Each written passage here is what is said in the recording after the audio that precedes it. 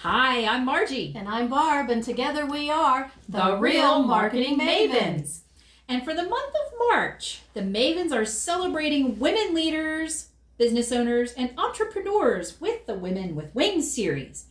This podcast series will focus exclusively on women and their stories, challenges, and the unique and beautiful qualities that help them to be a success. And today we are very pleased to have a dear friend, Noelani Pao, who is a senior enlisted leader with the Pennsylvania Air National Guard. That's correct. She is also a flight attendant with a national major airline, which I can say good things about.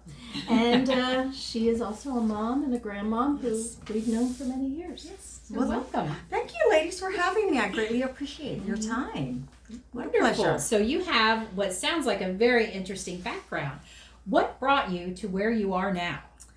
Well, it's been years. It's been decades. It's been a long haul. But really, I want to speak to being a senior enlisted leader with the Air National Guard. And I've started and it is with the military. So I started my military career 32 years ago. Wow. Yes, 32 years ago. That's a long time. It goes by quick, right? It does. Awesome. Boy, oh boy. With what area? So, well, first of all, I was active duty in the Air Force, and I've had the opportunity to be stationed mainly overseas. And in that, as an active duty airman, as they refer us to, I had the opportunity to work in different career fields, such as aerospace ground equipment, being an aerospace ground equipment mechanic, teaching a little bit of professional military education, and then that was just 10 years of being active duty. And then I've gotten out and then joined the Air National Guard. I was in the Air National Guard with the state of Washington, with the state of Florida, and then with the state of Pennsylvania. Oh, wow. And then throughout my career, I was able to be in positions that allowed me to be where I am now, to include being a first sergeant, being a supervisor for different organizations, as well as being what we call a human resource advisor, where I taught many leadership classes. Wow. Yep. I feel like I've not done anything in life. Oh, no, it sounds good on paper, I'm certain. So did you have a turning point or an aha moment that sent you down this path? I don't know if it was a turning point more than it was in something that evolved throughout the years. So one of the things I do remember that has stuck with me throughout my military career is the bad supervisors I've had. Oh. Bad supervisor. Yeah, and you notice it's almost, and I think this is a female thing, is that when I speak negative of something, I say, bad supervisor. Like, it's almost like we're whispering, right? But at any rate, I think for me, it's remembering all the bad supervisors I've had, and witnessing a lot of other women having bad supervisors. Now, keep in mind, the Air Force or the military in general, majority is male. And way back in the day, and especially the career fields that I was in, majority of my supervisors were male. And I don't necessarily fault them, but I don't think they had the proper training on how not just to lead others, but how to lead women, because we are different, right? That's correct. We are. Yep. So, but I think it was just in evolving concept, if you will, of being the leader that I am today, seeing others, having bad supervisors, having bad leaders, seeing other people having bad supervisors and bad leaders, and wanting to do better, knowing that we, not just as women, but in general, right, people deserve better. People deserve to be led. They're yearning to be led. And they want good leaders. And we all know that in organizations, people don't necessarily leave the job. They leave bad leaders. Yeah. So for me, the turning point, I think, was a matter of just seeing, experiencing, and evolving throughout my leadership. What do you think makes a good leader then? I think, well, if we were to pinpoint one thing, and I can go on and on about other things, but one thing is I think what makes a good leader is listening. You have to have good listening skills. Right? We can teach leaders how to be good communicators. We can teach leaders how to connect with others.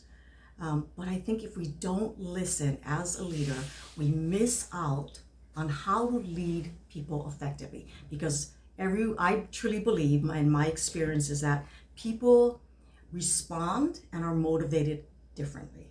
And so if we can listen and be intuitive, we call it emotional intelligence, right?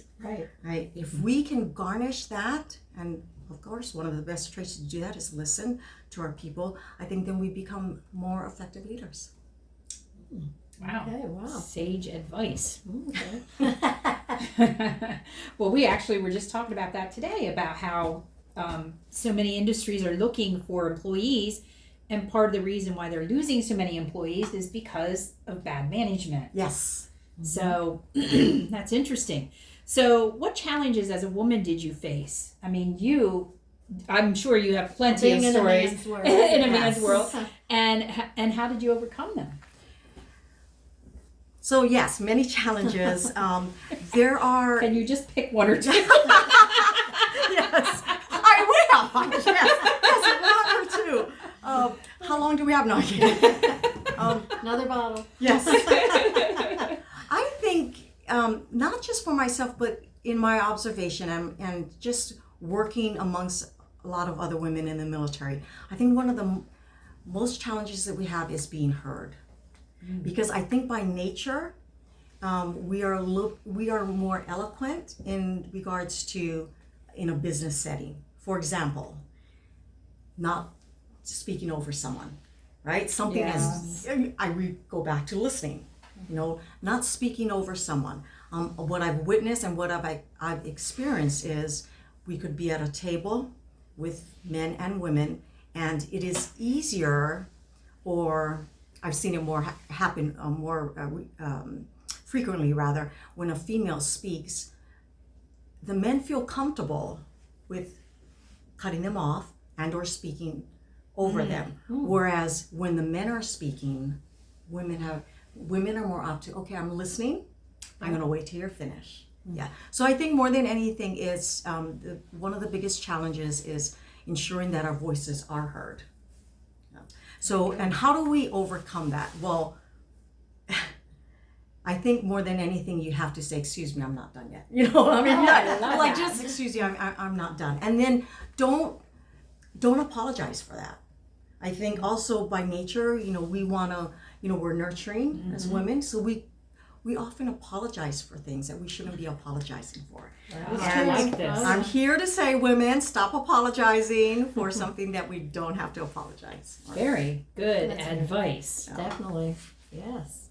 So in your career, have you mentored women or helped guide them along? I have, and actually I am part of what we call a leadership development program committee, where we are charged to develop our airmen, both male and women. Oftentimes we get individuals into roles where they're charged to supervise people, but they don't know how to supervise people, right? Okay. So within that leadership development program committee, we put together, for example, a conference, and we bring in guest speakers, and or we put together classes, if you will, where we teach and develop their leadership skills. But more so for women, I've had the opportunity to have roles in the military where, for example, the first sergeant role, where there has been a lot of one-on-one, and I've had experience where because I'm a female, that the female airmen will come to me and kind of disclose a lot of confidential information, and I think that's important to have in an organization where you can have somebody, and having somebody of the same gender allows for that, not just that comfort level, but understanding that they truly understand what you're going through. Yes. And they can trust, and there's confidentiality. Wow. Good stuff. Yeah. Good stuff here. So, how do you find women are unique as leaders. Like you've already said, they listen, and I think that's really key to a huge amount of issues. But what other skills do you find they bring to the table that maybe men don't? Like I see compassion as one of the unique traits. Yes. And you took that right out of my Oh, sorry. No, it's okay. No, because it's true. We, by nature, I think because of the nurturing nature, right? Mm-hmm. We, I think we are more compassionate. We have, I don't know if it's mom or grandmother, but I know from my experience, it's having a broader view of things, seeing the bigger picture. I think we have a greater skill set in doing that. It almost comes more natural. Yeah. And I know people say that women we have we're better at multitasking, even though to Well, we some are. I know we are, but and then there's truth be told, there's part of me that feels that multitasking is somewhat overrated, but nonetheless, I think as women, we are better able to multitask, which includes being able to listen more and all the while being compassionate, yet all the while ensuring that we are still, staying the course and delivering the task, whether it be negative or the feedback be negative or positive, being able to deliver that and coming full circle. Yeah.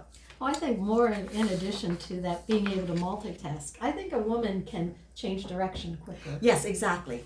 Yeah. And then, but still coming back full circle, right? Right to back. what was the topic at hand? What is the goal? What is the goal? Yes. So Awesome. Is there any gems you would like to pass on to the audience? tips. Especially in leadership. In I mean, leadership, the fact that yeah. you're a female leader in the field that you're in has to be kudos to you. Well, thank you. If anything, I would say, well, one of the things is don't apologize, right? Don't I like apologize. that. I do Yes. I like that. that a lot. I apologize all the time. and then surround yourself with people whom you want to emulate. Ooh, another good one. Another good one, yes. So, finding a core group of, again, both women and men. Because I think more, as we go, at least for the military, as we go higher into the ranks, the men are actually being taught how to be a little bit more compassionate, how to lead a little bit more with compassion, because not only is it a diverse gender, but it's a diverse generation. So they have to learn about leading differently than they perhaps have they themselves been led in the past. That makes So sense. again, for me, it's don't apologize and surround yourself with people that you want to emulate, and also surround yourself with people that want the best for you. Positive people. Yes. Yep. And real people. Real people. Yes. Yes. Authenticity. Yes. Oh, I like that. Authenticity. Yes. I like that. Well, thank you, Noelani. So you can access this show on our YouTube channel at The Real Marketing Mavens or on our website at realmarketingmavens.com. And we post these new shows every Tuesday at 12 noon, so you can see them anytime you come up, get on your computer. Yep. Because we are the Real Marketing Mavens. Real women, Real stories. real results. See you then.